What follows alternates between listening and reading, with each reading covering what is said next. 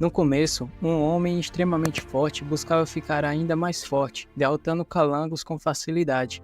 Voltando para a realidade, o jovem chamado Ragnar de repente acorda no campo de batalha onde ele está enfrentando um dragãozinho e, sendo fraco, acaba sendo jogado para trás. Felizmente, uma garota chamada Léo aparece e derrota o Largato e pede para Ragnar não se distrair no campo de batalha. Léo, com uma aparência fofa e uma cicatriz no rosto, mostrou seu lado gentil quando deixou Ragnar acariciar sua cabeça. Mais tarde, ele nos conta sobre dragões, seres místicos e ancestrais que são inimigos da humanidade. Para derrotá-los, existem apenas duas maneiras: congelar seu sangue com lâminas de prata ou expô-los ao sol, que os queima e transforma os seus corações em pedra.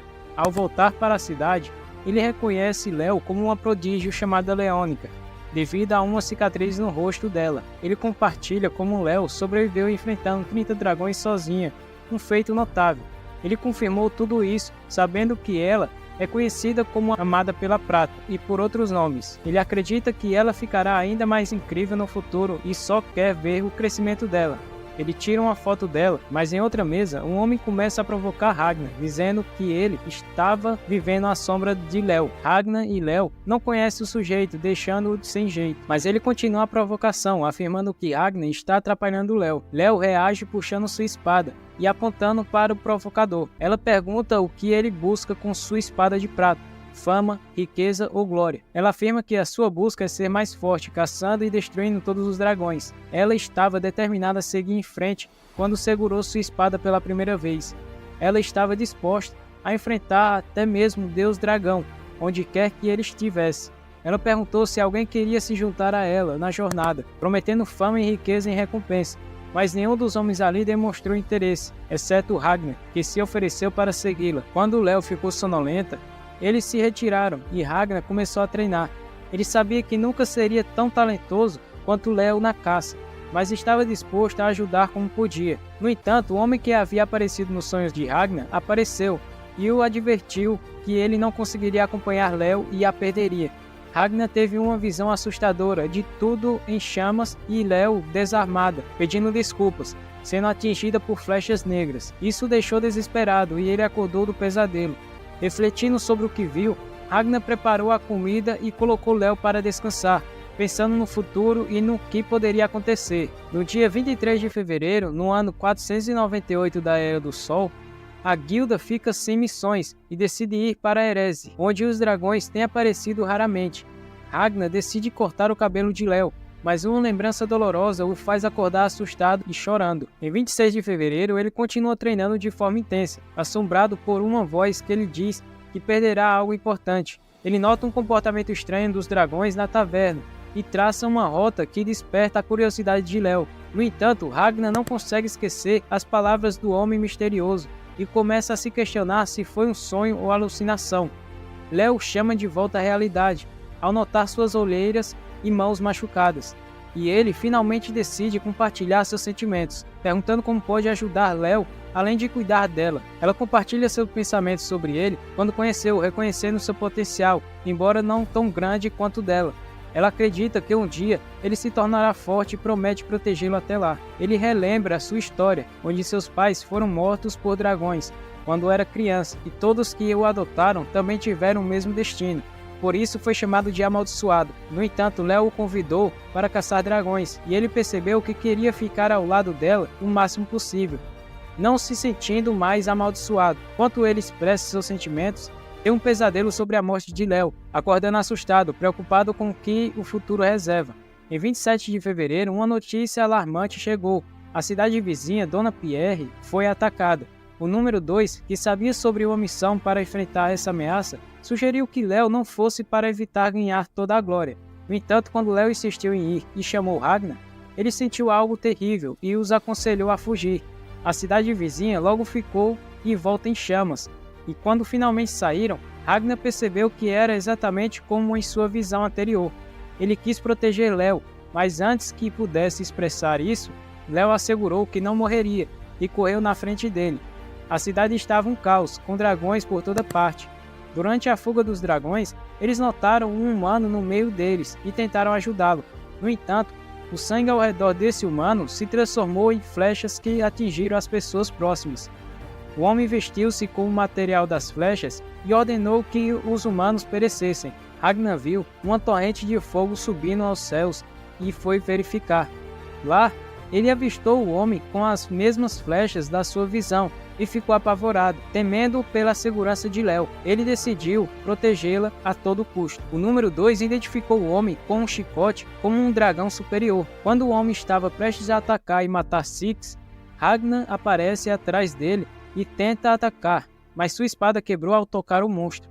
O homem pronunciou as palavras: "Sangue são chamas", resultando na explosão de Ragnar e destruindo a rua atrás dele. Durante o confronto, Léo ordena que Six leve Ragnar e fuja. Ragnar cai vivo no rio, enquanto Léo enfrenta o dragão superior, mas se distrai ao ver Ragnar ferido e parte para atacar o dragão.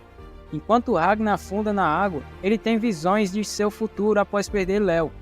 Ele decide buscar vingança contra todos os dragões, fazendo novos amigos ao longo do caminho, mas perdendo todos eles. Sua vida é cheia de perdas, mas ele persiste e se torna incrivelmente poderoso. No entanto, ele questiona o valor de ser o mais forte, quando percebe que não há mais ninguém para proteger no futuro. Ele tem um diálogo com o seu eu do futuro, que o critica por não ter protegido Léo. Ragnar afirma que agora é forte o suficiente para proteger qualquer um, mas se pergunta qual é o propósito dessa força. Finalmente, Ragnar pede a si mesmo a força necessária, já que o presente ainda lhe permite proteger os outros. Seu eu mais velho atende ao pedido desferindo um golpe de espada.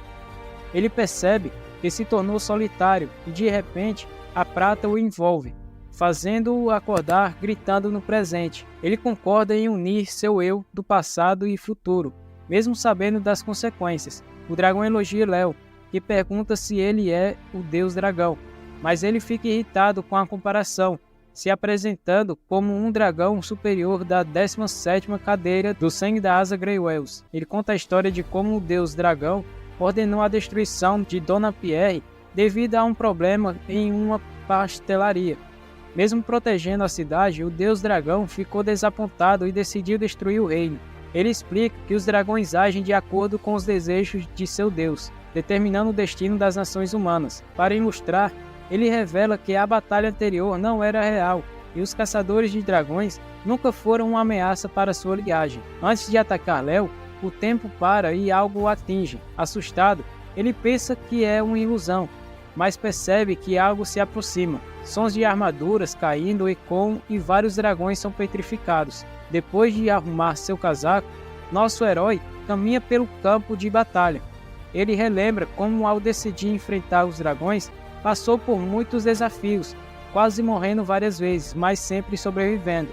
Ele treinou incansavelmente, alternando entre várias vitórias e derrotas, até finalmente se tornar invencível após uma década. Com o tempo ele percebeu que sua espada de prata e seu próprio corpo se tornaram um só, e ele desenvolveu habilidades especiais.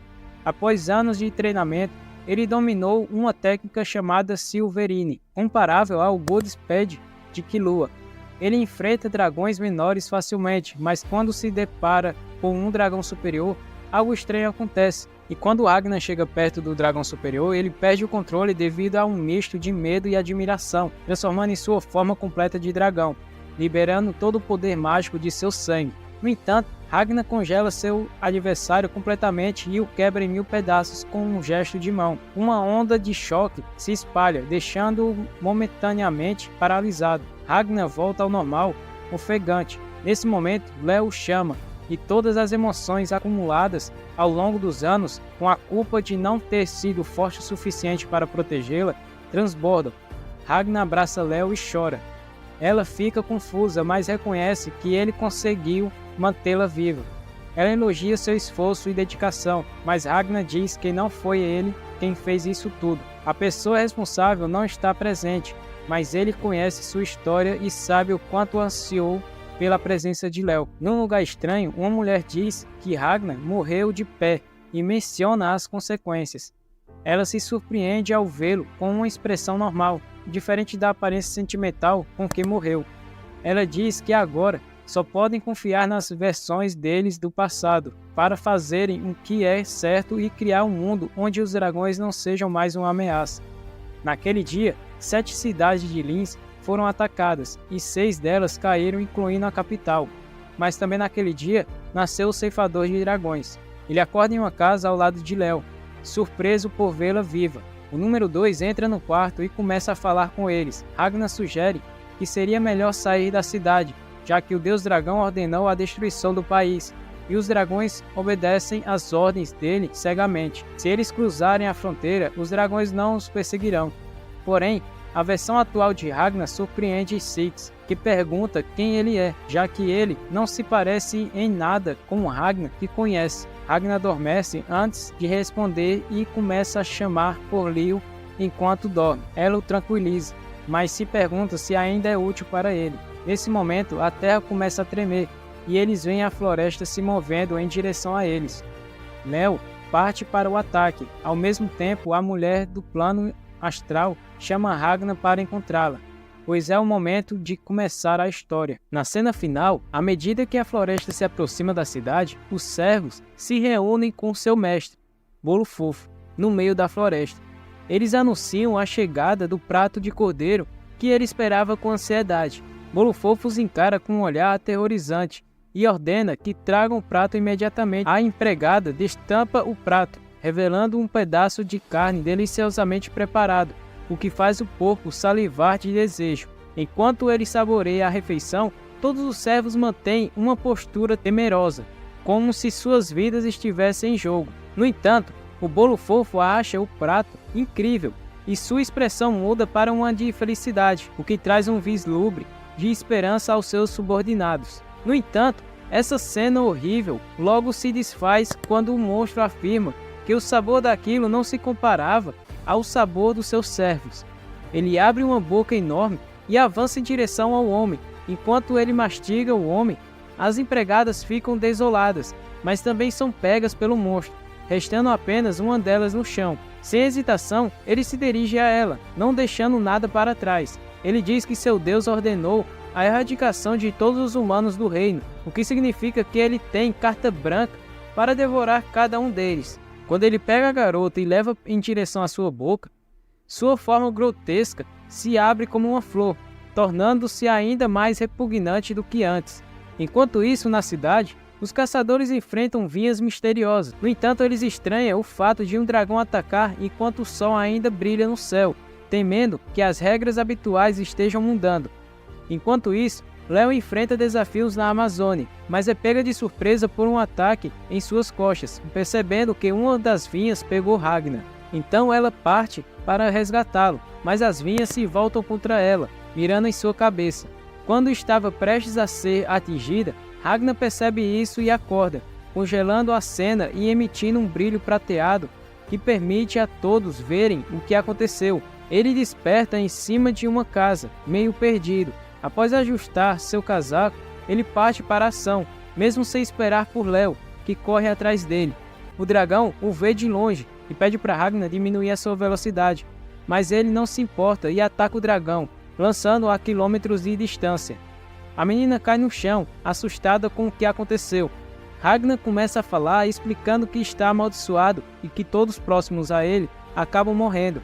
Ele afirma que compreendeu isso com o seu eu do futuro. Começa a questionar o que deve fazer para evitar isso e chega à conclusão de que precisa matar todos os dragões com suas próprias mãos. Porém, ele duvida de sua própria capacidade para realizar essa tarefa, especialmente alguém como ele. Ele menciona que nem seu eu do futuro conseguiu sucesso nessa empreitada. Enquanto ele está imerso em seus pensamentos, a menina que estava sendo atacada o chama, fazendo-o se dar conta de sua presença e perguntar por que ele estava ali. No entanto, ela não compreende o que ele está dizendo.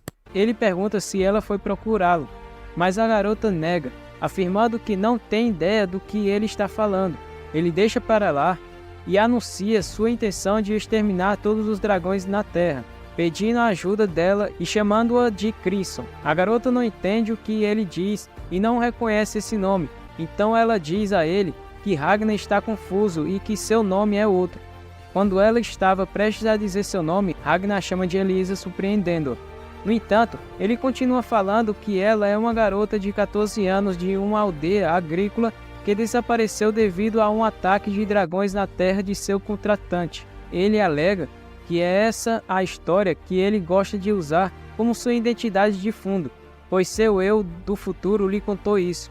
Ragnar se aproxima dela e a chama novamente de Crimson, o Rei Dragão, o primeiro herdeiro da linhagem alada e um ex-progenitor da linhagem Sangue da Asa. Ragnar propõe que Crimson o use, já que ambos desejam a extinção dos dragões, afirmando que eles farão o que seus eus do futuro não conseguiram. A garota olha assustada para Ragnar e quando se aproxima para apertar sua mão, não faz e ainda lhe dá um tapa no rosto. Lacrimejando, ela diz que ele foi longe demais, primeiro chamando-a de homem e depois de dragão, considerando-o extremamente grosseiro. Ragnar fica atordoado, enquanto Léo o alcança, mencionando que ele foi rápido demais. Antes que ela possa terminar de falar, o dragão reaparece para uma segunda rodada, insultando Ragnar e desafiando-o a mostrar coragem. Ele se identifica como o 8º assento da linhagem alada.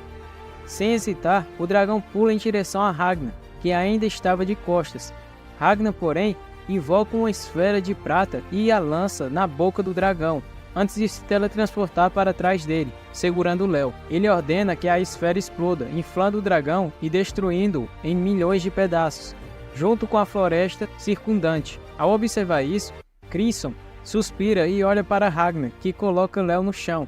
No entanto, Ragnar começa a sentir uma dor de cabeça e titubeia. Ao ver que ele não está gravemente ferido, Léo olha para o que ele fez e expressa sua felicidade por ele ter se tornado tão forte, conforme havia previsto. Ela lembra que havia dito que ele superaria sua força, embora não esperasse que isso aconteceria tão rapidamente. Ela confessa que pode ser difícil alcançá-lo agora.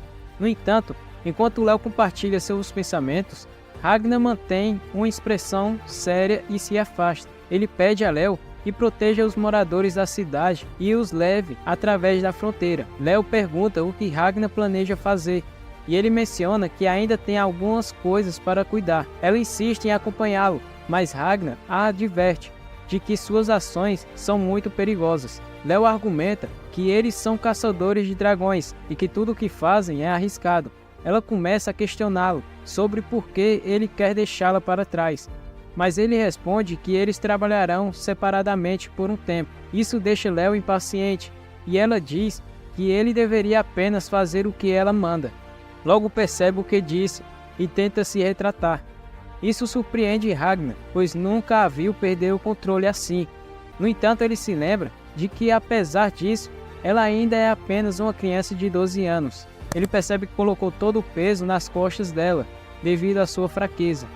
Ele se lembra do seu eu do passado e considerava suas ações em relação a ela nojentas, decidindo que, se realmente quiser protegê-la, não pode mais ser fraco. Ragnar pergunta se ela se lembra do que disse quando se encontraram pela primeira vez. Ela recorda suas palavras sobre os fracos morrerem e apenas os fortes sobreviverem. Ragnar diz que essa frase o salvou e que está feliz por tê-la conhecido. No entanto, ele acrescenta que eles não podem mais ficar juntos, o que faz Léo implorar para que ele pare. Ele continua dizendo que ela é fraca e morrerá se ficar com ele. Isso a faz chorar e perder o controle, atacando-o. Ragnar, com tristeza, derrota sua amiga jogando-a no chão e se despede dela. Enquanto isso, Crimson observa tudo de lado. Ragnar, observando de cima de uma montanha, vê-a indo embora. Nesse momento, Crimson aparece atrás dele, questionando se era isso que ele queria, separá-la assim. Ragnar, ainda chorando, responde que está bem, mas só pode estar com pessoas cuja morte não o machucaria, ou com pessoas que não podem morrer. No alto da montanha, Ragnar chama novamente, mas ela nega conhecê-lo, dizendo que não conhece nenhum Crimson. Ela também afirma que não pode ser um dragão, pois a luz do sol a mataria se fosse um.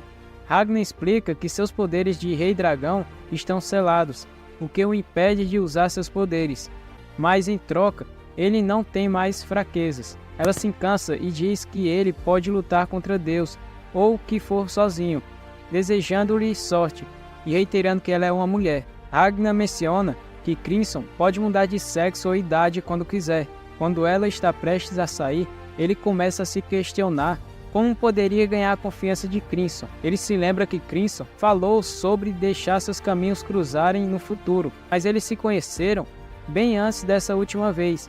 Ele também se lembra de que Crimson disse que não confiaria nele de imediato, mesmo que se encontrassem. Ele propõe mais uma vez que se unam para caçar dragões, mas ela recusa, argumentando que ele acabou de abandonar uma jovem. Nesse momento, Ragnar cai inconscientemente no chão, com uma febre intensa.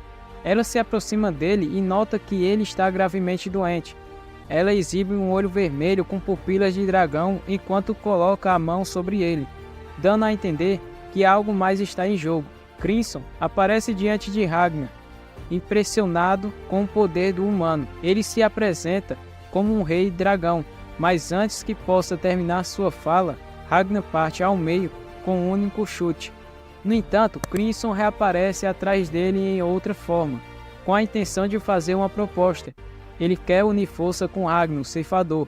Enquanto Crimson fala, Ragnar vê o corpo caído atrás dele e a mesma pessoa ainda de pé, falando com ele. Mas Ragnar mata novamente enquanto Crimson continua seu discurso. Crimson explica que poderia usar a força de Ragnar de forma mais eficaz. Ragnar então acorda no presente, onde Elise lhe diz que não pode simplesmente abandonar quem salvou sua vida. Ele fica surpreso por ter caído novamente e percebe que ainda não está acostumado a lutar com a aura prateada. Crimson fica surpreso e intrigado com o fato de um humano conhecer sua verdadeira identidade. Ele ri ardilosamente e revela que enquanto Ragnar dormia, examinou seu corpo e aprendeu duas coisas. O corpo de Ragnar se fundiu com uma espada de prata, e ele não se envolve com prata, mas a gera e emite. Embora não entenda totalmente como isso funciona, ele reconhece o enorme potencial disso e fica entusiasmado. Enquanto isso, dragões começam a se aproximar das pessoas que fugiram da cidade. Ragnar não hesita e agarra Crimson, correndo na direção dos dragões. Ele pergunta a Crimson se ela tem algum pedido, mas ela responde que não é Crimson com quem ele está falando, mas ainda assim ordena que ele acabe com todos eles. Ragnar ataca um dos dragões de imediato. Quando ele cai no chão, outros se aproximam, mas Ragnar se transforma em uma forma prateada e cria várias espadas para destruí-los facilmente. Uma das espadas cai nas mãos de Crimson, que observa que é um trabalho pobre, mas a alta concentração de prata permite a um caçador de segunda classe matar um dragão superior com facilidade. Isso abre a possibilidade de formar um exército de pessoas com armas semelhantes para combater os dragões, sob o controle de Crimson. Crimson fica feliz com a ideia, mas de repente começa a vomitar uma poça azul. Ele chama aquilo de seu servo e ordena a se formar. Ragnar reconhece o que está acontecendo, falando que aquilo era um slime. Crimson revela sua verdadeira forma e ordena aos dragões que fiquem quietos na presença de seu rei e que simplesmente morram. O slime derrete todos eles.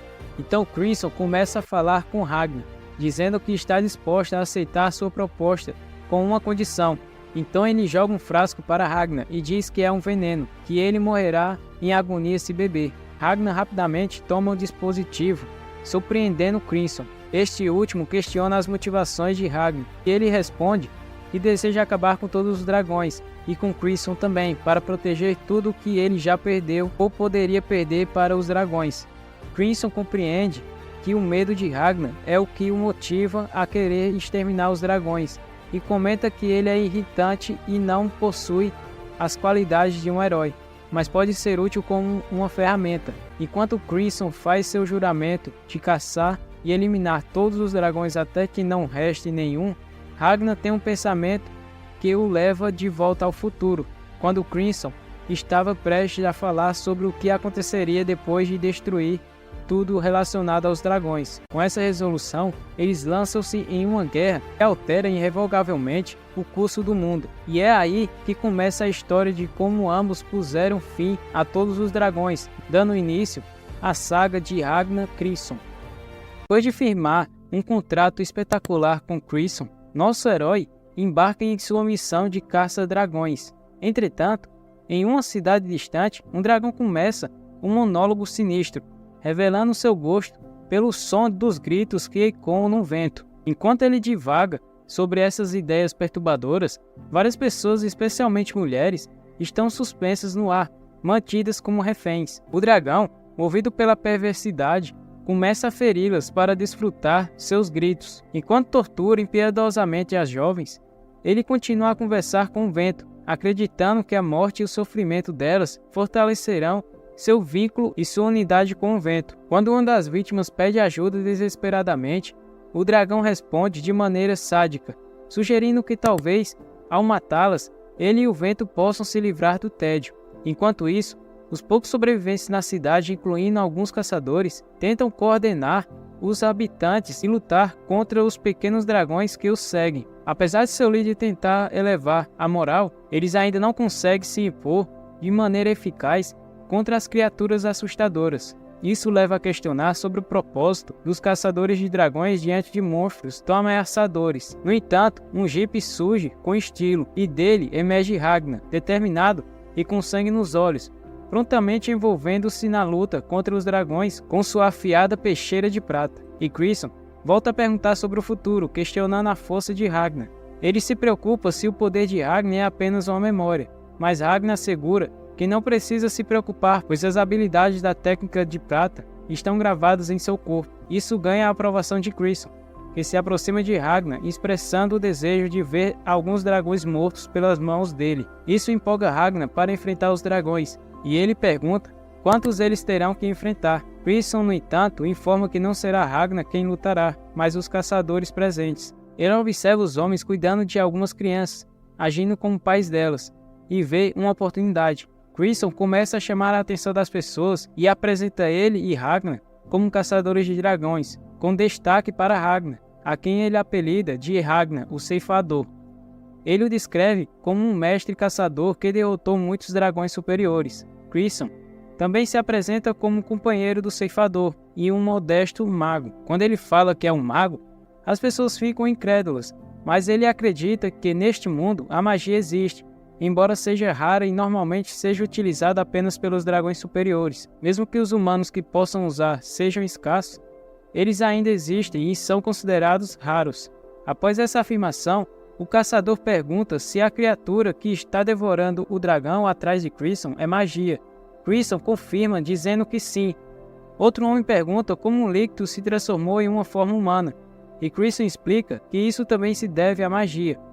Ele revela que o slime é seu animal de estimação, criado através de magia. Todos ao redor começam a ficar fascinados pela magia, repetindo as palavras magia incrível, como se estivessem sob um tipo de encanto. Após esse momento, o líder dos caçadores se aproxima de Crisson e confessa ter um pedido embaraçoso. Ele deseja que ambos, juntos, enfrentem um dragão que apenas eles seriam capazes de derrotar. Essa proposta intriga Crisson, e o líder dos caçadores explica que uma enorme tempestade havia atingido a cidade de Tortierre, algo que o deixou apreensivo, mas com a certeza de que algo terrível estava por vir. E Crisson fala a eles que isso poderia prejudicar sua carreira como caçador, fazendo assim os homens mudarem de estratégia, pedindo a Crisson para lutar contra o dragão em seu nome. No entanto, ele inicialmente se recusa. Os homens insistem, prometendo o pagamento e até a venda de seus equipamentos, se necessário, para obter a quantia que ele deseja. No entanto, Crisson hesita, percebendo que se eles venderem suas armas, isso pode indicar que não tem mais intenção de caçar dragões, o que prejudicaria seus próprios planos. Por isso, ele recusa mais uma vez os homens. Ele se aproxima deles e questiona por que eles estão tão preocupados com o dragão da tempestade, visto que suas vidas não estão mais em risco. Ele sugere que eles poderiam simplesmente desistir e fugir, afinal, não tem nenhuma obrigação com o país em questão. Crisson entende que eles querem pagá-lo, não para protegê-los, mas para matar o dragão, achando isso estranho. Ele chega à conclusão de que os homens provavelmente estão se sentindo culpados, imaginando que, enquanto fugiam, ouviam as vozes das pessoas pedindo ajuda, mas logo esses apelos foram silenciados pelo vento, sugados pelo redemoinho. E então Crisson fala que sabe o destino daqueles que foram arrastados pelos ventos cortantes. Eles estão sofrendo uma agonia terrível, mutilados em seus corpos. Sentindo-se envergonhado e culpado, ele reúne as pessoas ainda vivas e tenta fugir com elas para protegê-las. Enquanto ele fala, sua voz penetra na mente do caçador, que não aguenta mais, pedindo para parar. Tudo o que ele diz é verdade. Ele questiona se caçadores como eles realmente podem proteger as pessoas, mas Christian afirma que essa é a missão deles, defender as pessoas com uma única espada de prata, o que lhe traz orgulho. O cavaleiro concorda, mas depois de ver o que viu, percebe que nunca foi o caçador, mas a presa. Ele deseja ter o poder de ferir os dragões, e Christian mostra a espada de Ragnar, questionando se eles estão finalmente entendendo. Com essa espada, ele acredita que eles têm o poder de matar os dragões, mas não pode garantir que eles vão sobreviver. O caçador pega a espada, tornando-se mais uma vez um caçador. Em outro dia, Christian abre a porta de uma casa em ruínas, com uma chave dourada e os manda entrar, levando eles a um espaço diferente cheio de armas modernas, explicando que tudo isso é feito com magia. Eles ficam maravilhados com essas armas avançadas, que nunca tinham visto, mas Christian enfatiza que o mais importante são as balas, e Ragnar enche os pentes com a aura prateada, tornando as armas úteis na batalha contra os dragões. Enquanto treinam com as armas, Christian fica satisfeito, mas Ragnar acha o sorriso dele assustador. Christian pergunta se é porque ele está usando os homens como peões, mas Ragnar afirma que não se importa, pois confia que Christian garantirá a vitória, mesmo que não possa garantir que eles irão sobreviver. Nesse ponto, ele pergunta a Ragnar o motivo de sua insatisfação. Ragnar responde que está insatisfeito porque não consegue se mover, mas também devido às ações de Christian, que o transformaram em uma espécie de ídolo, nomeando-o como um ceifador. Ragnar expressa seu desconforto com homens o adorando e quer manter distância deles, pois teme que possam acabar morrendo por sua causa. Christian lembra a Ragnar que ele mesmo disse que só quer pessoas que ele não se importe se vão morrer ou não, o que foi o motivo para escolher seu caminho e abandonar Léo. Ragnar nega ter abandonado Léo, mas Christian insiste que ele a deixou para trás. Ragnar argumenta que isso não diz respeito a Christian, mas Christian discorda. Para ele, aquela garota é toda a motivação de Ragnar, e se ele a perder, não saberá o que fazer. Ragnar reafirma sua determinação de exterminar todos os dragões, e Christian promete não deixá-la desistir antes disso. Nesse momento, Ragnar reconhece a importância de Léo em sua vida. Ele começa a expressar que acredita que o melhor para Léo é estar com ele, mesmo sabendo que estar longe dele não a mantém necessariamente segura. No entanto, ele também revela seu medo de perder Léo novamente. O simples pensamento disso parte seu coração, e Christian agradece a ele por abrir seu coração. Então, Christian faz uma sugestão. Ele propõe que Ragnar mantenha Léo em um estado de coma, guardando-o em espaço de armazenamento, de forma a evitar que ela participe das batalhas contra os dragões e evitando que ela morra em combate. Christian acredita que isso permitirá que ele cuide dela enquanto ela dorme. No entanto, quase leva um soco de Ragnar, que não gosta da ideia e o chama de idiota. Christian concorda, mas expressa seu desgosto por Ragnar agir como se o conhecesse bem, afirmando que ele não sabe nada sobre ele e o aconselha a conhecer seu lugar. Christian promete matar o dragão da tempestade sozinho, sem desperdiçar peões, deixando Ragnar com o coração partido. Christian carrega uma arma com bala de prata e, atirando em si mesmo, ele demonstra que a verdadeira maldição é a dele, mostrando que ele é amaldiçoado a nunca morrer. Ele adverte Ragnar a nunca se vitimizar novamente. Christian vai até o Slime e pergunta sobre a situação na cidade, já que ele estava monitorando. Ele fornece detalhes sobre como o dragão da tempestade mantém as vítimas suspensas num vortex. Estão todas cobertas de sangue, sem membros e são todas mulheres. Na noite seguinte, eles se prepararam para partir. Durante o caminho, são avistados pelo Desarter, mas Christian não dá ao sujeito a chance de tagarelar e começa a provocá-lo, chamando-o de maluco e revelando que ele está falando sozinho. Ele até chama o deus dragão de um sujeito muito maluco. Diante disso, o cara surta de verdade, não conseguindo parar de dramatizar e falar sozinho. Após passar um bom tempo nesse monólogo, ele decide perseguir Christian e os outros um pouco mais adiante. O sol começa a nascer e Christian se dirige em direção à iminente batalha contra o terceiro dragão da família alada. O caçador começa a ficar perplexo com a situação. Ele e seus homens haviam preparado tudo meticulosamente nos últimos dias, seguindo o plano à risca de Christian. e estavam tão confiantes que o medo do confronto desapareceu. No entanto, diante da força do inimigo que enfrentavam, o caçador começa a tremer de apreensão. Apesar do nervosismo, ele pede aos seus homens para se manterem calmos e os alerta de que ainda possui um trunfo contra o dragão. Enquanto isso, Crisson acelera ainda mais, e o dragão fala que irá matar todos e não permitirá que ninguém escape daquela situação. Isso explica que a velocidade do Tempest Cell é 2 vezes maior do que a velocidade máxima do seu carro, indicando que qualquer tentativa de fuga resultaria em destruição total imediata. O dragão percebe que eles estão indo em direção ao Sol, e Crisson explica, ao lutar contra um dragão superior em perfeitas condições, utilizar a luz solar como método de ataque definitivo não é a melhor opção. Isso ocorre porque as habilidades defensivas e de regeneração do dragão superam qualquer dano causado pela luz solar. Os caçadores começam a disparar contra o dragão, mas seus projéteis são congelados. Nesse momento, Crisson aponta um erro. Silverine não congela o sangue do dragão, mas sim a magia que eles possuem no sangue. Portanto, quando os projéteis entram em contato com um vento controlado pela magia, eles são congelados.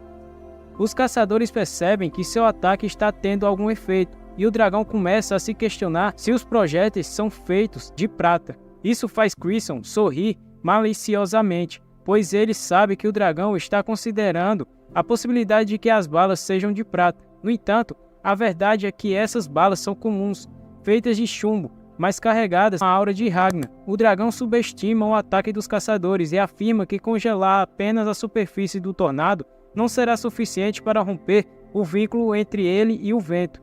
Crisson, antecipando os pensamentos do dragão, ordena que os caçadores disparem outro projétil, explicando que as balas contêm prata de Ragnar. O tornado começa a sacudir devido à força da bala, atordoando o dragão e enfraquecendo sua conexão com o vento. O dragão aumenta a velocidade do tornado, mas vendo isso, Crisson instrui os caçadores a dispararem mais balas, enfraquecendo ainda mais o dragão. O dragão, mesmo enfraquecido, insulta os humanos, chamando-os de vermes fracos. Mesmo quando perde a luta, ele jura vingança pelos atos dos humanos.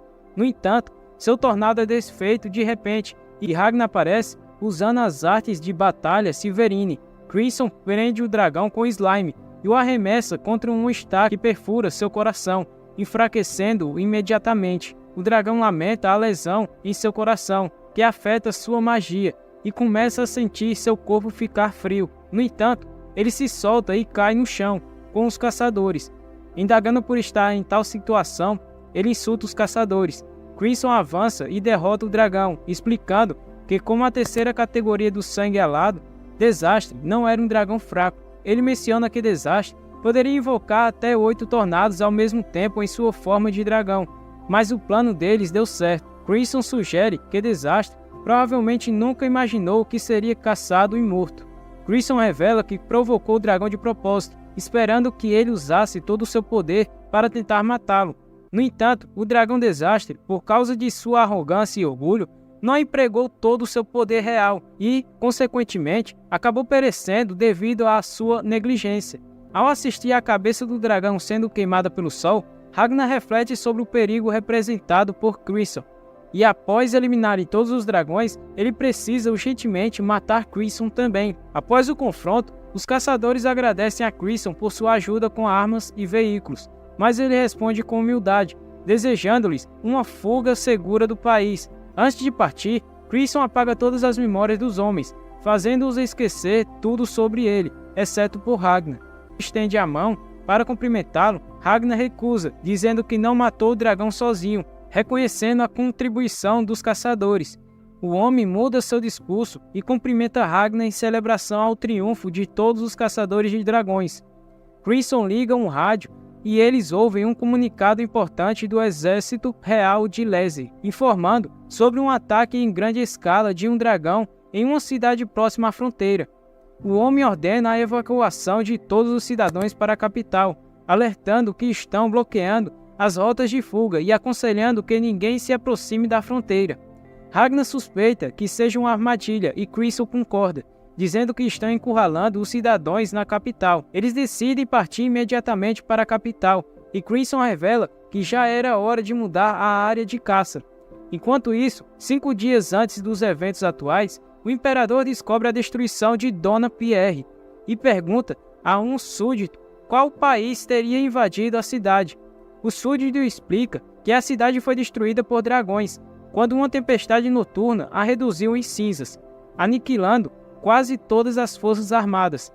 Em seguida, uma horda de dragões médios surgiu, interrompendo a comunicação da cidade. O imperador ordena a formação de uma unidade com tropas de Ronabera e Tortier para prestar ajuda recrutando caçadores de dragões como parte das tropas. Ele instruiu que não ataquem a menos que enfrentem dragões superiores. O imperador pondera sobre o que pode ter provocado a ira dos dragões e se lembra da barreira protetora que envolve a capital. Nesse mesmo instante, uma pena plana sobre o rosto do rei e subitamente o ambiente fica extremamente silencioso. Artemisia aparece, pedindo desculpas por sua chegada repentina sem aviso prévio. Ela se apresenta como uma das monarcas designada por Deus, o primeiro assento do sangue da asa, mas sugere que o chame simplesmente de Artesia.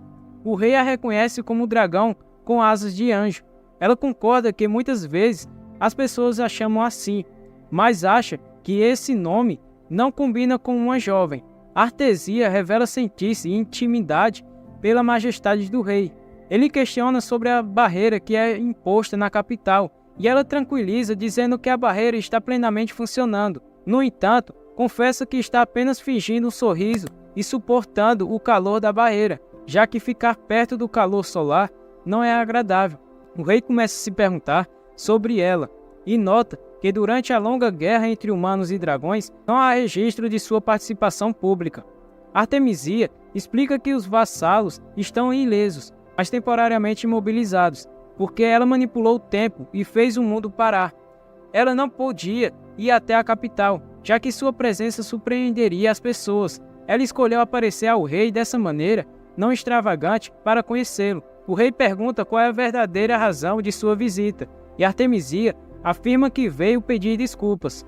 Antes disso, ela mostra as imagens dos dragões em Danapier. Explica que nunca pretendia permitir que a cidade fosse atacada, mas o responsável destruiu a cidade em um instante. Ela deseja trazer o culpado e puni-lo, assumindo a responsabilidade por seus erros. Todavia, o rei fica confuso, percebendo que a disposição e compaixão de Artemisia a distingue significativamente de outros dragões. Ele decide que o remorso que ela demonstra é suficiente e a perdoa. Ela agradece, mas ainda acha a situação lamentável. Ela explica que seu Deus decretou a destruição de Dona Pierre, mesmo que ela não tivesse a intenção de atacar. Artemisia estava secretamente preparando a aniquilação do país, mas a destruição da cidade causou o caos e a fuga das pessoas, o que ela não podia permitir. Ela ordenou ataques às cidades próximas da fronteira. O rei pede que ela pare os ataques, mas ela se recusa, afirmando que a guerra será unilateral. Ela diz que não há negociações possíveis. O rei tenta usar o poder de sua fortaleza como uma arma, mas é impedido por um dos velhos congelados. Nebulin se coloca na frente de Artemisia para protegê-la. Ela agradece e o rei questiona suas ações. Artemisia reconstrói o tempo e se desculpa com o rei, explicando que seu subordinado cometeu um erro grave.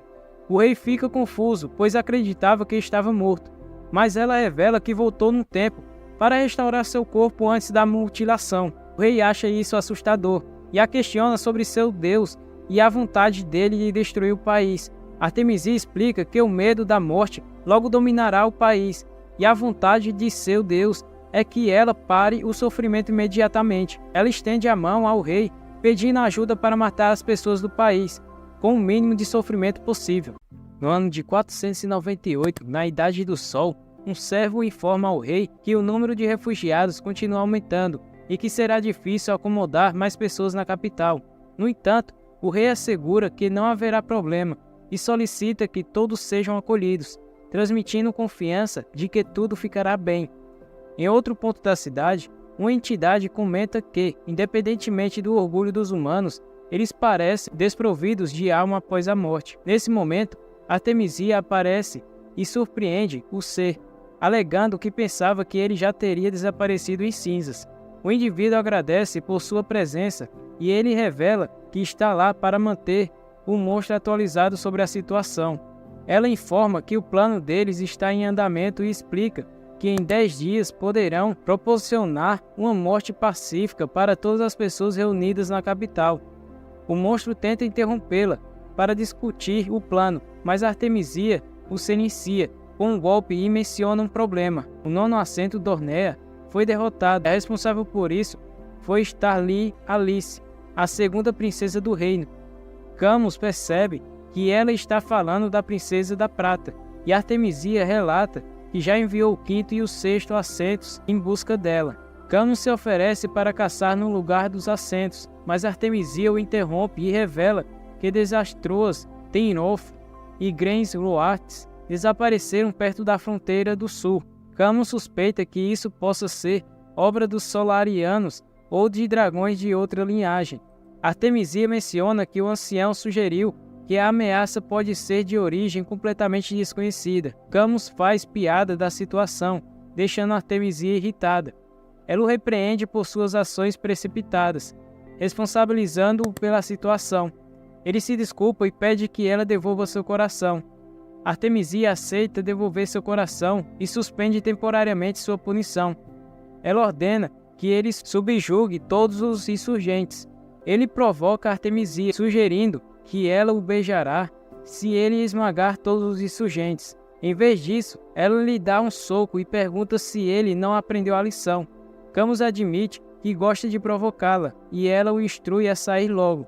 Ragnar, após perseguir o sangue da asa, se encontra em uma área devastada e lamenta sua derrota contra os assentos. Ele grita de frustração, mas é contido por um dos seres, que o alerta sobre a presença da rainha Artemisia. Um deles pergunta o que fazer com um humano sobrevivente e menciona seu desejo de prejudicar Ragnar. Para chegarem a uma decisão justa sobre o destino do humano, eles propõem diferentes ideias.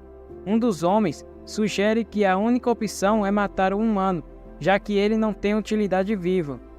Baron tem a ideia de alimentar o humano até saciá-lo e depois comê-lo. Grinwalder sugere espetar o humano e expor sua carcaça. Dorneia quer mantê-lo vivo para suas experiências, usando ele em seu novo estilo de arranjo floral envolvendo humanos. Tenrulf sugere um método de assassinato cruel, cortando a cabeça do humano e comendo seu cérebro diretamente do crânio. Outuzora, por outro lado, não se interessa pelo humano e permite que façam o que quiserem com ele. Ele chama Taractera de Tara e pergunta sua opinião sobre o destino do humano, mas Taractera está indiferente à situação e pede a Altuzora que não o chame por apelidos idiotas. Nebulin acredita que deveriam matar o humano de forma menos dolorosa para evitar seu sofrimento, explicando que o problema já foi resolvido, uma vez que eles estão na presença do progenitor deles. Desastre acha que todas as opiniões levam à morte e pede que encerrem logo o assunto, acrescentando que o gemido do humano o irrita. Camus ri da situação, enquanto Ragnar se sente impotente, incapaz de se mover, apenas gemendo de dor. Ele reflete sobre o que Léo faria se estivesse viva em seu lugar, e se pergunta se ela seria capaz de agir naquele momento. Ele questiona por que ainda está vivo, apesar de sua fraqueza. Ele começa a se dar conta de que sua vida poderia ser aniquilada e se pergunta se é hora de desistir, dado o cansaço que sente de toda a raiva e falsa resistência. Nesse momento, Camus agarra pelo cabelo e questiona se ele deseja morrer. Independentemente da resposta, Camus decide deixá-lo viver para que Ragnar sofra com seu próprio ódio e fraqueza, considerando isso uma punição suficiente, uma vez que sua vida se tornaria um inferno dali em diante. Ele vira-se para os outros e pede a opinião de todos sobre a decisão. Nesse momento, Artemisia corta sua cabeça e discorda completamente da opinião dele, pois ela despreza tudo o que perturba a harmonia do grupo. Ela ameaça expor Camus à luz do sol, mas Camus recua, pois teme passar por aquilo novamente. Artemisia vira-se para o grupo e propõe que aceitem Ragnar na linhagem deles. Todos ficam confusos e questionam por que ela está dizendo isso. Camus discorda imediatamente, argumentando que não precisam de um humano em seu grupo. No entanto, ele é contido por Artemisia, que se aproxima de Ragnar. Ela se apresenta como a progenitora do sangue da asa e observa que a espada usada por Ragnar é semelhante às usadas pelos caçadores de dragões de um reino do passado. Ela descreve esse reino como um lugar notavelmente próspero, com clima agradável, colheitas abundantes e um excelente governo. No entanto, ela admite ter destruído completamente aquele país, acreditando que todos os vestígios de vida tinham sido apagados. A surpresa é que Ragnar sobreviveu a isso e ao conflito atual. Artemisia acredita que a sobrevivência de Ragnar deve ser a vontade de Deus e expressa sua alegria por ele ter sobrevivido. No entanto, Ragnar não compreende completamente o que ela está dizendo. Ele pede a Ragnar para prestar atenção, explicando que Ragnar está prestes a receber o dom de evoluir para uma forma de vida superior à dos humanos. No entanto, Ragnar fica enfurecido, mencionando que eles mataram Léo e muitas outras pessoas pelas quais ele se importava. Ela pega uma lâmina de sangue e diz que vai enfiá-la em seu coração para iniciar sua transformação. Ela o abraça e pede que ele não tenha medo, pois Ragnar ainda será ele mesmo. Então ela enfia a lâmina em seu coração, afirmando que apenas mudará sua perspectiva do mundo de agora em diante. Ragnar começa a gritar e em seguida um apagão. Quando ele finalmente acorda, Criston menciona que ele estava tendo um sonho divertido e que ele se encarregou de manter o Slime em silêncio para não atrapalhar. Ele pergunta se Ragnar lembrou de algo útil. Então Ragnar fala que Criston é um verdadeiro canalha, mas ainda é melhor do que Artemisia, que matava gentilmente inúmeras pessoas, algo terrível aos olhos de Ragnar. Ele empunha sua espada, decidido caçar Artemisia novamente. Criston percebe que Ragnar tem um poder imensurável e desconhece o preço que terá que pagar por usá-lo completamente. Ele entende que se Ragnar derrotar Artemisia, será um bônus, mas se perder, terá que resgatá-lo, pois Ragnar é insubstituível. O objetivo deles agora é conseguir uma audiência com Artemisia. Enquanto isso, Artemisia fala com Deus, questionando se ele realmente quer destruir Lícia. Deus responde que Lícia já não existe mais em seus planos e, portanto, deve ser destruído. Artemisia sente-se uma representante de Deus devido à sua linhagem privilegiada. Ao chegar na capital, Slime fica empolgado com o tamanho da cidade, mas Criston explica que eles não estão ali a negócios. Ele pede para o seu servo Slime que chame ele de Verônica dali em diante. Ao explicar isso a Ragnar, ele encontra Ragnar vomitando e descobre que ele não suporta multidões. Criston sugere que isso seja uma piada, mas Ragnar insiste que não está brincando e explica que não se sente bem em multidões. Criston questiona como ele sobreviveu em Ronaberra. Ragnar se lembra de que Léo estava sempre com ele, o que o deixava mais à vontade. Criston pergunta o que devem fazer agora que Ragnar está doente e se deveriam cancelar a caçada. Ragnar afirma que ficará bem, pois seu desejo de caçar Artemisia é maior do que qualquer mal-estar.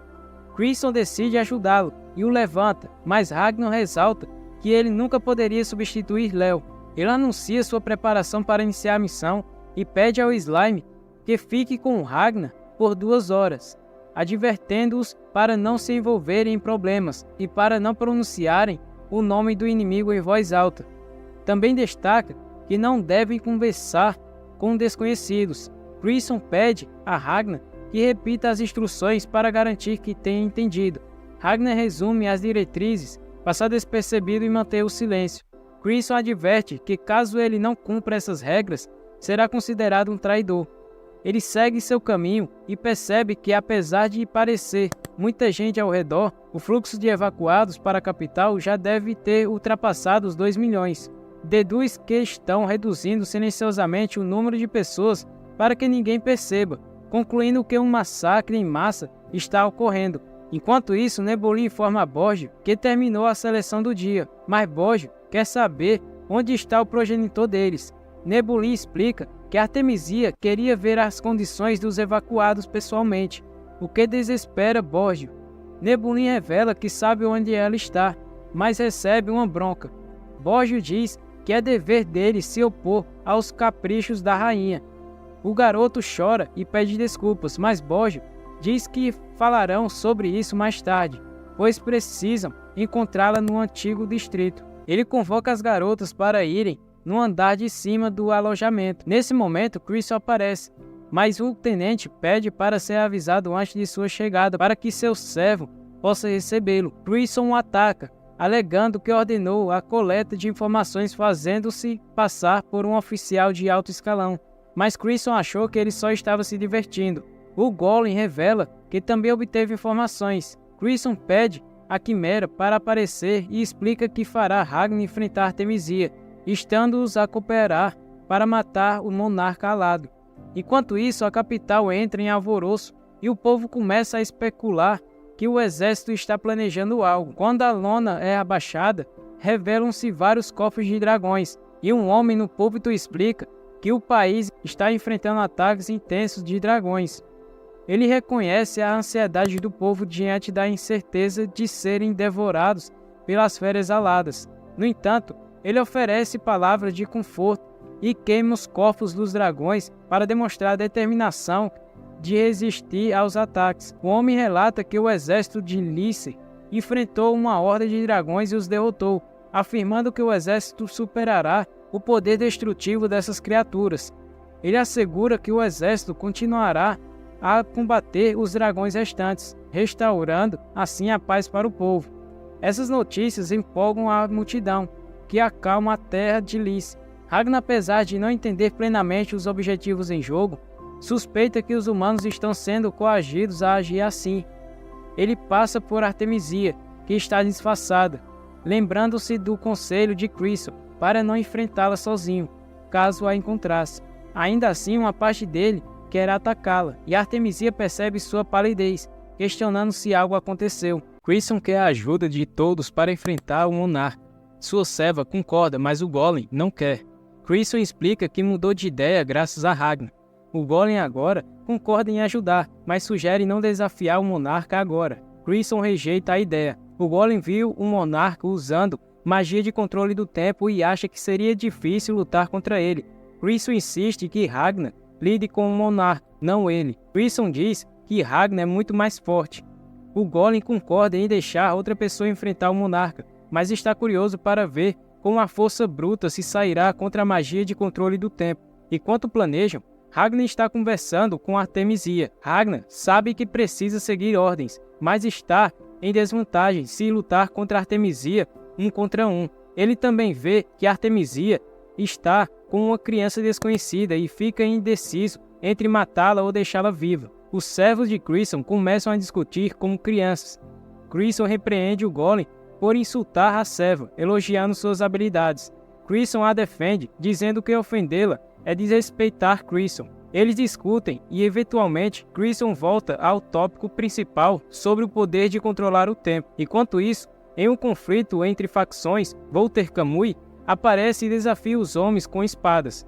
Slime alerta Artemisia sobre o estado de saúde de Ragnar e diz para ela ficar longe dele. Artemisia se desculpa e Ragnar concorda em não atacá-la, escolhendo caçá-la com Crisson. Artemisia pede desculpas novamente e pede que ele tome cuidado, e ele concorda em evitar o confronto. Neste momento, Ragnar em sua mente sente gratidão pelo Slime, pois percebe que o Slime o impediu de cometer um erro. O Slime nota que o cheiro de Artemisia é diferente e pede para cheirá-la, mas a criança insiste que eles devem ir embora imediatamente. O Slime percebe que o garoto está perdido e Artemisia explica que está procurando os pais dele, o que faz o Ragnar questionar por que ela está sendo tão gentil. Ela responde que não precisa de motivo. Então Ragnar pega o Slime e segue seu caminho, mas Artemisia o pede para esperar e pergunta se já se conhecem de algum lugar, e Ragnar nega friamente e segue seu caminho. Nebulin aparece e expressa alívio por encontrar Artemisia, dizendo que o ancião descobriu o que Artemisia estava fazendo. Artemisia se desculpa e Nebulin minimiza os problemas. Nebulin descreve Ragnar como um caçador de dragões, e Artemisia explica que foi ela quem iniciou a conversa com Ragnar. Nebulin começa a se sentir mal,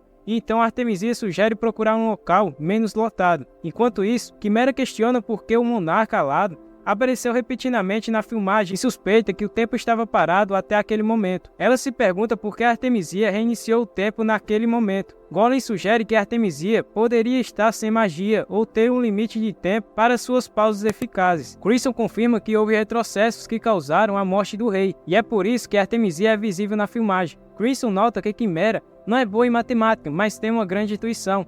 Então Crisson continua a explicação, falando que a habilidade de controle do tempo de Artemisia a impede de pausar e retroceder o tempo ao mesmo tempo, o que é sua fraqueza. Eles planejam emboscar Artemisia enquanto ela retrocede e matá-la repetidamente até que ela fique sem magia. Crisson pergunta o que acontece se eles continuarem matando Artemisia. Então Quimera diz que Artemisia eventualmente esgotará sua magia e não poderá mais voltar no tempo. Crisson espera que Ragnar possa se defender contra os ataques de Artemisia. Lembrando as palavras de Ragnar, fica claro que caçar imediatamente os dragões da Terra, incluindo o líder, o monarca alado, é crucial. Ragnar explica que conseguiu fazê-lo no futuro e, portanto, pode derrotá-los.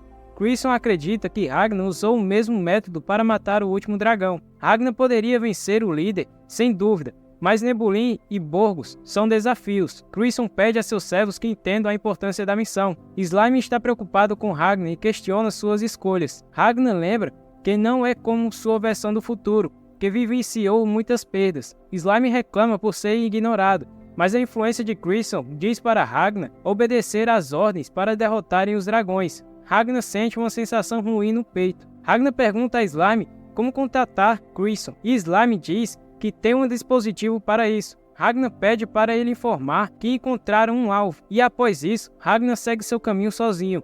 Crisson percebe que seus seguidores confiam mais nele do que em Ragnar. No entanto, ele acredita que Ragnar não manterá sua fama por muito tempo, pois vem enviando mensagens subliminares a ele desde o início. Ele acha que um dia Ragnar matará quem ele quiser. Crisson acha que seu plano é possível e compartilha a ideia com seus subordinados. Slime acusa Ragnar de traição por sair repetidamente. Enquanto isso, Artemisia agradece a Nebulin por atender ao seu pedido. Ragnar os observa de longe e compreende sua culpa por permitir a sobrevivência de Artemisia, que acredita que a felicidade pode persistir após a morte ao trazer esperança para a capital através da exposição dos cadáveres de dragão. Ragnar aparece atrás de Nebulin e revela o motivo do seu mal-estar. Ele estava angustiado por ter hesitado em lutar com Artemisia, devido ao medo de sua natureza misteriosa. Ragnar admitiu que recuou não por acreditar que era a escolha certa, mas porque percebeu que reprimir sua raiva estava prejudicando sua saúde. Ragnar sentiu vergonha de suas ações,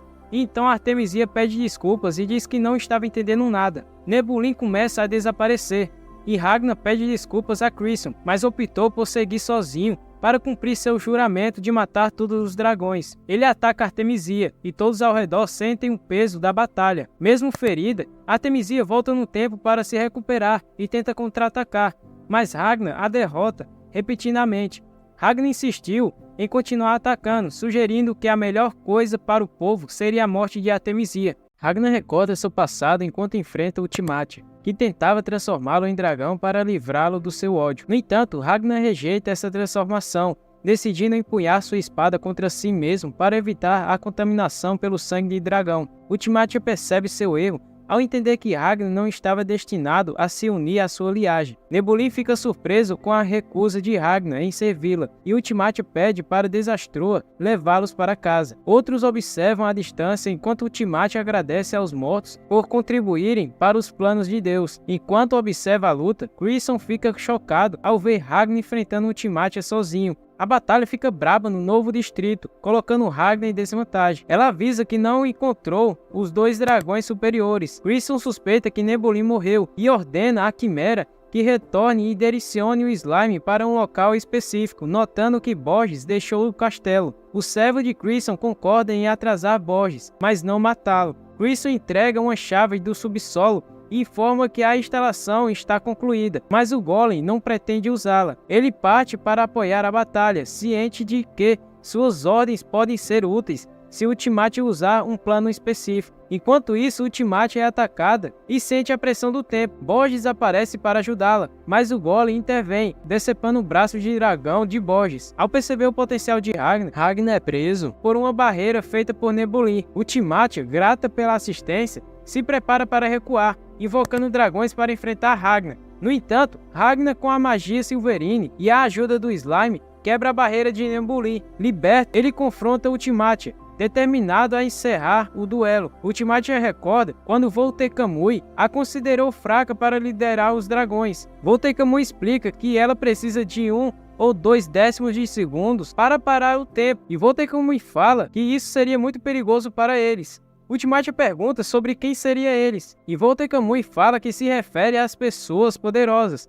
incluindo ele mesmo. Ragnar leva Ultimatia para longe da capital para a batalha. Voltei Kamui alerta sobre o perigo de lutar com alguém muito poderoso, pois ao acontecer isso, ela pedirá proteção dele. Ragnar decide não se conter, então a cena corta para Voltei Kamui de novo, e ele destaca o truque infalível de Ultimatia e pede para ela não usá-lo. Ela retrocede o tempo, mostrando a Ragnar dragões incinerados na cidade. Ragnar fica confuso com a cena, não sabendo o que estava acontecendo. Ultimatia explica que retroceder tudo exige muita mana, mas ela o vê como uma ameaça e usa. Indecisa, Ultimatia percebe o ódio inexplicável de Ragnar por ela e decide matá-lo. Ultimatia nota uma criança ao lado dele. Ao tentar matá-lo, ela vê Ragnar mover o dedo, algo impossível. Nebulin ataca, mas seu braço se desfaz por um líquido do slime. Ultimatia testa várias defesas, mas Ragnar permanece resistindo. Ela sugere ao rei Fernand disparar luz em Ragnar e diz que isso é mais eficaz que ataques mágicos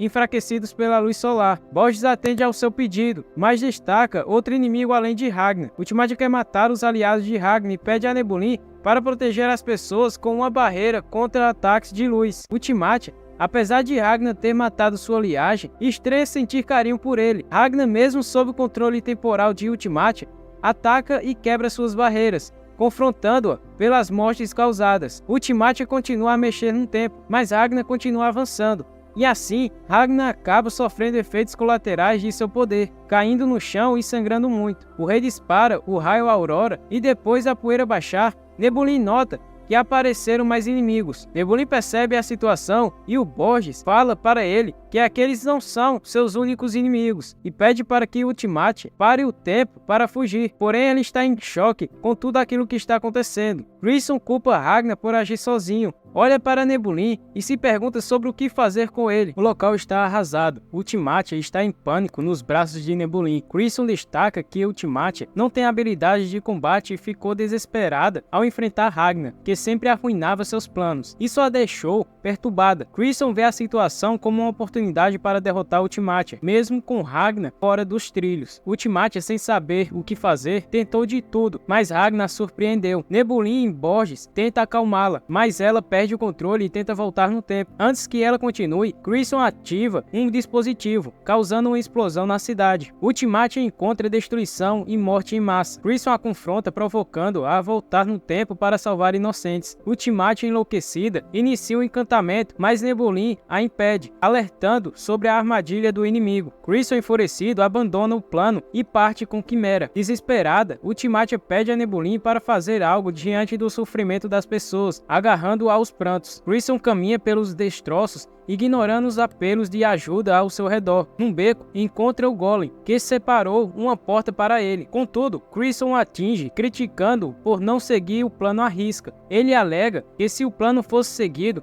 tudo teria dado certo. O Golem pede desculpas e promete não repetir isso. No entanto, descobrimos que o Golem fez tudo de propósito para testar a reação de Crisson. Ele queria ver se Crisson havia amolecido por causa do humano que o acompanhava, mas percebe que seu mestre não mudou e que a interação com Ragnar era uma encenação. Crisson ativa a porta e pede ao Golem para investigar a linhagem alada na cidade. O Golem se recusa, considerando isso uma punição. Crisson adverte, dizendo que não precisa de um servo que não obedece a ele, e parte deixando o Golem sem saber o que fazer. Nebulin lamenta sua incapacidade enquanto segura Ultimatia. Em uma memória, Borges explica que a adaptação ao sangue alado varia, mencionando o rápido ajuste de Voltei Kamui. No entanto, quando Nebulin foi diferente, adaptando-se imediatamente e sendo apontado como um possível mais forte entre eles no futuro. No presente, Nebulin desperta seu verdadeiro poder e na sala mágica, Crimson percebe o poder dele e acaba ficando impressionado. Nebulin se transforma, prometendo encontrá-los a qualquer custo. Crimson elogia seu potencial, mas diz que é impossível tocá-lo na sala dimensional que ele criou. Mesmo que Nebulin o encontrasse, a barreira é poderosa demais para ele atravessar. Crimson pede para teletransportar o grupo para uma base na Lua, dizendo que precisam se preparar. Ele promete voltar em alguns anos, indicando que não há mais nada a se fazer ali naquele momento. Ragnar acorda lembrando da conversa com Léo sobre caçar um dragão na floresta. Léo quer perseguir o dragão, mas Ragnar alerta sobre o perigo de enfrentar uma possível horda. Léo destaca a importância de capturar o dragão para evitar sua evolução. Ragnar fica inquieto, perguntando se isso era possível. Léo admite não saber, mas fala que como os seres humanos evoluem, os dragões podem evoluírem para dragões superiores também. Ela enfatiza a necessidade de aproveitar a oportunidade de caçar eles para evitar danos futuros. Ragnar se levanta determinado a derrotar o Timatia, mas Crimson interrompe, elogiando sua performance e pedindo que descanse. Ragnar insiste em acabar com o Timatia, ativando seu poder, mas Crimson pede para Quimera segurá-lo e impede ele. Uma rachadura na sala revela a presença de Nebulin, causando desespero em Crimson, que perde o controle ao perceber que não pode escapar da sala danificada. Crimson ordena ao Golem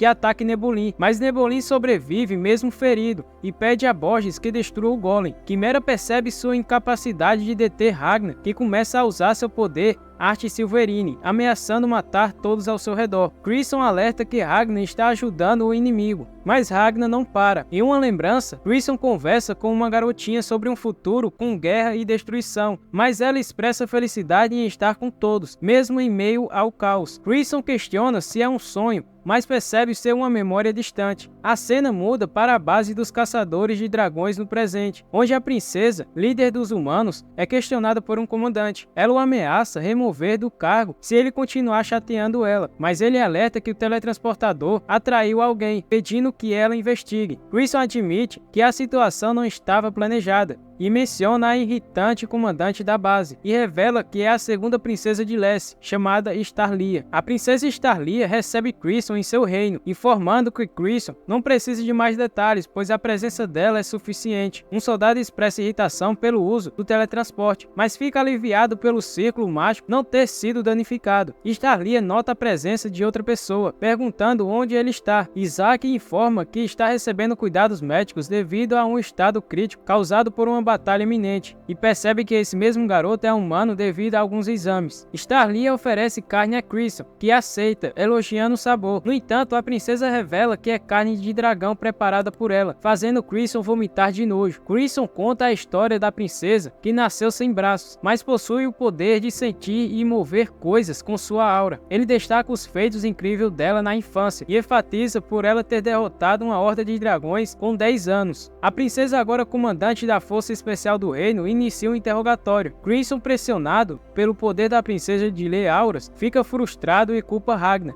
Ele percebe, no entanto, que a princesa não consegue ler sua aura, permitindo-lhe mentir com cautela e dar um sorriso atormentador. Crimson acaba mostrando seu olho, onde todos percebem que na verdade Crimson é um dragão, e deixando todos assim em alerta. Crimson então se apresenta como Chris Weiss, um taumaturgo, e em sua cabeça ele revela que iria usar todos os seus truques para enganar os olhos da princesa Starlia. Starlia fica impressionada, deixando Crimson sem saber o que irá acontecer em seguida. Há 7 anos, um publicano encontra a princesa no castelo, descobrindo que ela quer eliminá-lo por saber que ele estava organizando um golpe de estado através da leitura de sua aura. No presente, os soldados ficam impressionados com o olho de Crimson, que revela a linhagem de dragão. Crimson mente sobre sua identidade, dizendo ser uma maga, que está se passando por uma farmacêutica. Quando questionado sobre a situação na capital, ele fala sobre explosões para distrair os soldados. Fu suspeita de Crimson, duvidando da possibilidade de alguém aprender magia sozinho, e questiona se ele faz parte da seita do Sol. Crimson nega, mas sua aura entrega sua mentira. Fu confirma que a seita do Sol não aceita desertores, sugerindo que Crimson está fugindo por esse motivo, o que ele nega, embora mentalmente admita seita que é parte de seu plano. Crisson fala da seita do Sol, destacando suas habilidades de enfrentar dragões de alto nível e diz que está conseguindo manipular a Brigada de Prata. Antes que ele possa comemorar, Stalin o acusa de mentir, explicando que algumas pessoas podem esconder suas auras com treinamento, mas a verdadeira cor revela a veracidade das palavras. Stalin revela que a aura de Crisson é azul, aliviando Crisson. No entanto, ela logo desconfia da autenticidade, citando um odor desagradável de sua aura. Surpreso, Crisson não sabia que Stalin podia detectar o cheiro da aura. Ela aponta a espada para Crisson, pedindo que ele segure, e quando Crisson segura, ela muda de ideia, acusando Crisson de mentir. Stalin explica que começou a confiar mais em suas armas de prata do que apenas em sua visão para avaliar as pessoas. Ela menciona Isaac como exemplo, identificando-o como um nerd. Depois do discurso de Stalin, ela ordena que seu batalhão se prepare para o combate, declarando sua intenção de derrotar Crisson. Crisson tenta se defender, argumentando que Stalin está equivocada, mas ela não o ouve. Crisson então pede a Fu para interceder, mas Fu explica que não pode desobedecer às ordens da princesa. Stalin ataca Crisson, que apesar de aparentar preocupação, está tranquilo mentalmente, afirmando que não se importa em morrer, pois ressuscitará. Ele planeja se esconder na base após retornar à vida, encontrar Ragnar e fugir, desejando sorte a Stalin contra os dois outros dragões superiores que se aproximam, destacando a desvantagem da Brigada de Prata. Antes de Crisson ser atingido, Ragnar aparece e impede que algo aconteça com seu companheiro. Isaac fica surpreso e se pergunta sobre o verdadeiro potencial de Ragnar, que derrota facilmente o velho espadachim. A princesa Stalin desmaia e Ragnar pergunta a Crisson o que ele fez. Crisson nega qualquer envolvimento, afirmando que a princesa reagiu assim por causa de Ragnar, que a princesa vê como uma grande espada de prata. Os guardas atacam Ragnar, culpando-o pelo estado da princesa, mas ele os afasta com um único soco, negando qualquer responsabilidade. Todos ficam impressionados com a força de Ragnar. Stalin menciona que ele se fundiu totalmente com a aura de prata, ultrapassando o auge da esgrima. A governanta lembra do passado, onde a princesa estava no calabouço por ações inaceitáveis. Stalin mostra sua primeira espada de prata e revela seu dom. A governanta, decepcionada com a princesa, revela que Stalin dispensou seus pretendentes por suas ações. Stalin não se importa e diz que quando o homem perfeito aparecer, ela iria se interessar. No presente, a governanta percebe o encanto de Stalin por Ragnar. Stalin elogia o corpo dele e confessa estar impressionada com músculos e cicatrizes no seu corpo. Stalin pergunta à governanta o que fazer, pois está apaixonada por Ragnar e não sabe lidar com isso. Ragnar e os outros ficam confusos. Isaac revela que Ragnar é um inimigo e que a situação não deveria ter ocorrido. Ragnar pergunta a Crisson o que está acontecendo e Crisson mentalmente confessa que não esperava por aquilo. Ao tentar falar com Stalin,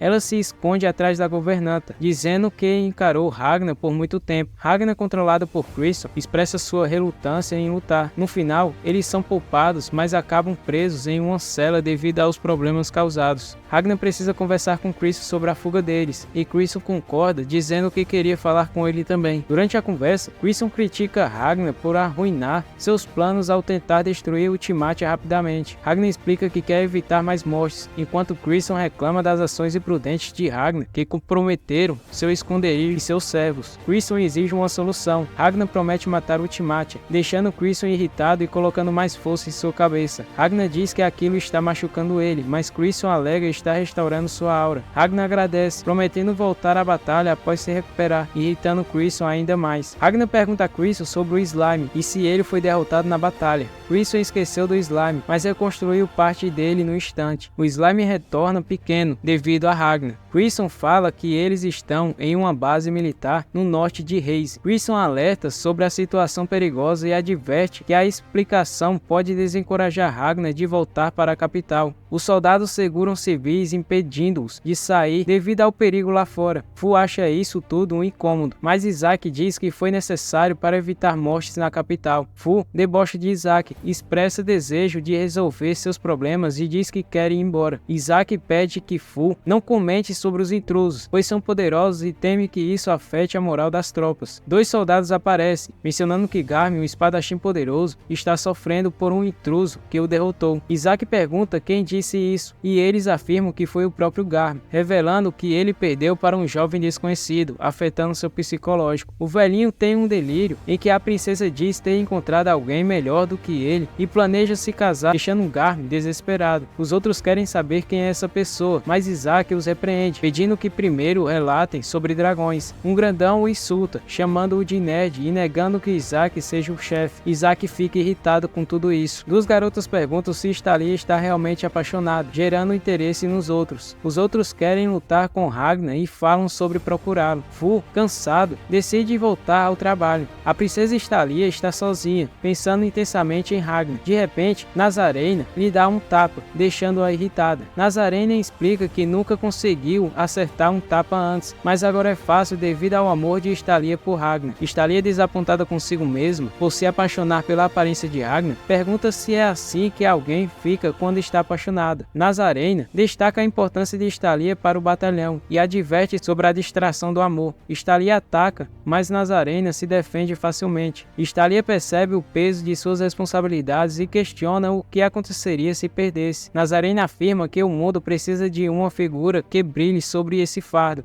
Thalia se identifica como a princesa da prata, pronta para assumir esse papel. Na capital, Nebulin fica diante de uma porta usada para se comunicar com seu deus. Ultimate lá dentro pede desculpa por falhar, mas é surpreendida quando a divindade a agarra. A reviravolta é que a divindade é na verdade a irmã de Ultimate. Num questionamento doloroso, a irmã pergunta por que Ultimate deixou a irmã mais nova morrer. Tudo isso, no entanto, era um sonho, e Ultimate acorda sem poder usar suas habilidades, deixando-a confusa e desesperada. A princesa Thalia questiona Christopher e Shin sobre seu relatório da Toca dos Dragões. Ambos observaram o comportamento incomum e a ausência de agressividade dos dragões. Thalia desconfia, sugerindo que eles podem estar em outro lugar. Isaac fica curioso com a decisão dela. Thalia acredita que algo fez os dragões recuarem, sentindo-se insultada, mas agradece por isso. Ela pergunta a Majorca sobre o tempo para o teletransporte ficar pronto. Majorca menciona um dia se trabalharem intensamente, 2 dias se trabalharem normalmente. Thalia pede para acelerarem em um dia, e Majorca se sente envergonhada ao falar com ela. Thalia diz que o país está perdido. Na primeira noite da batalha, 5 cidades foram destruídas e a capital caiu. Agora a única opção é fugir para sobreviver, embora seja vergonhoso para ela. Crisson e Ragnar aparecem. Crisson parabeniza a princesa pela estratégia esperada. Shin pergunta quem é Ragnar. Isaac pede para ele parar. Thalia chama Crisson de sujo e fica envergonhada ao ver Ragnar, e do nada decide agir como se nunca os tivesse visto, mas admite ter ficado surpresa ao vê-los. Christopher e Shin querem saber o que Ragnar fez com Thalia, mas Isaac os interrompe. Thalia fica envergonhada e Isaac pede para Shin e Christopher se comportarem, e Shin duvida da força de Ragnar. Greia pergunta a Rezela se Ragnar é o mencionado anteriormente, e ela confirma. Ragnar alega que são muito fortes e poderiam superar Telel. Isaac pergunta como saíram da cela, e Crisson diz que pediu gentilmente aos guardas, irritando Isaac, que acha impossível. Crisson quer ajudar no plano de fuga. Ele acha o plano arriscado devido à desvantagem militar contra os dragões. Propõe fornecer informações sobre os dragões superiores e apresenta sua arma, o ceifador Ragnar. Sugere que todos se unam para derrotar os 2 dragões. Uma confusão se inicia e Nazarena dá um soco em Thalia, fazendo ela voltar ao normal.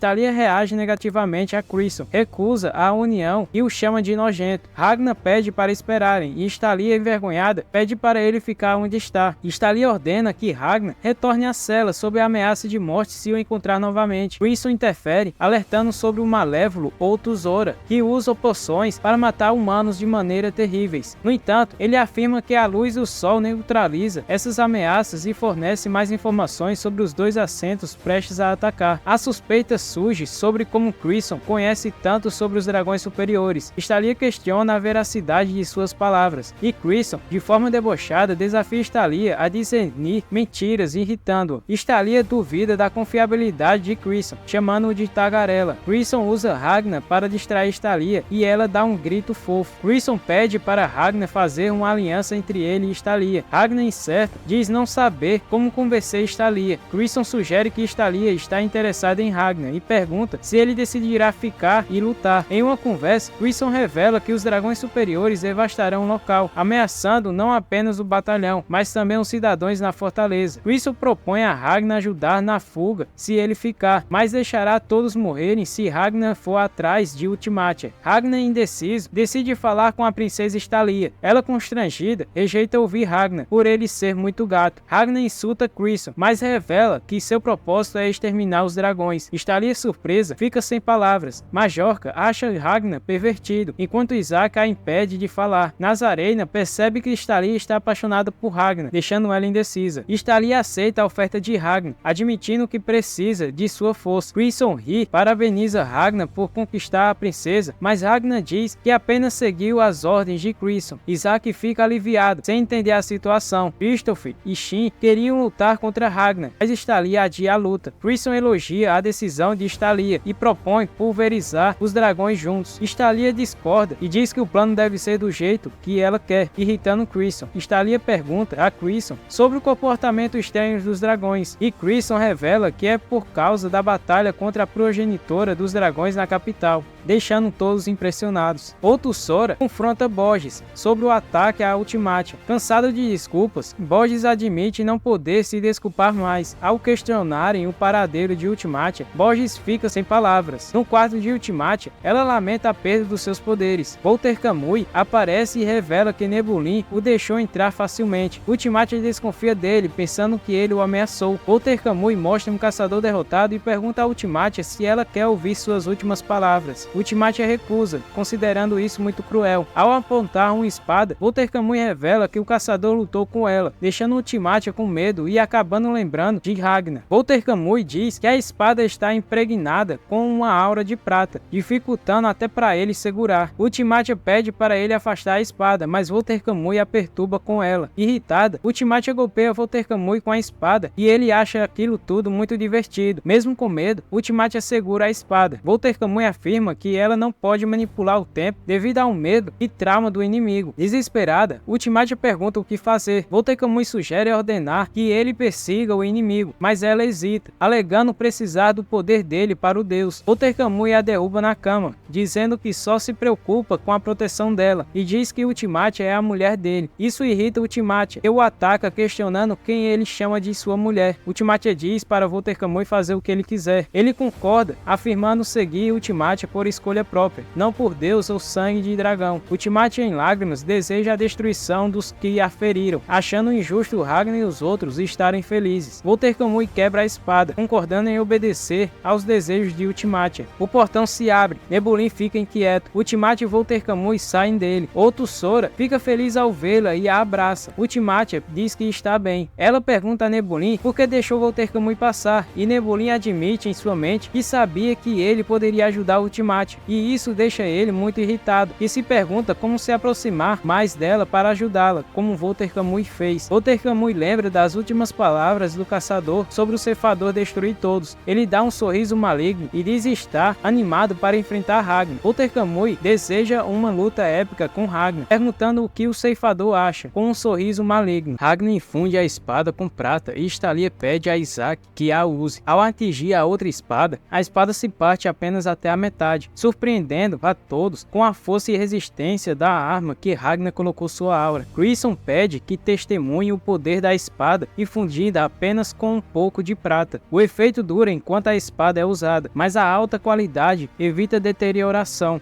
Stalia assegura que a espada não quebrará devido à sua habilidade, e Isaac elogia a mudança de atitude dela. A princesa entrega todas as armas para Ragnar colocar sua aura. Pouco tempo depois, vemos Ragnar treinando com a Brigada de Prata, enfrentando vários oponentes. À medida que Ragnar derrota seus oponentes e ao mesmo tempo fundindo sua aura com as espadas deles, toda vez que ele derrota alguém, eles ficam cada vez mais irritados. Mesmo vencendo sem esforço, ele questiona o porquê de tudo aquilo. Ele lembra do conselho de Crisson sobre guardar metade para si e o resto para a corporação. Decidido a não usar o seu poder, Ragnar enfrenta a raiva dos outros sem entender por que o atacam. Enquanto isso, membros do clube de apreciação da princesa de Talheres criticam a comandante por gostar de Ragnar, mas pessoas se enfurecem com Ragnar até que surge Shin, o espadachim-chefe, e é rapidamente derrotado por ele. Ragnar reconhece a força de Shin, comparando-o a Léo. Constrangido, Shin sai da luta em lágrimas, recusando a piedade de Ragnar. Majorca tenta animar a próxima luta, mas Fu a interrompe. No corredor isolado, Christopher provoca os dois guerreiros espadachins, chamando-os de chorões. Shin desafia Christopher para lutar com Ragnar também,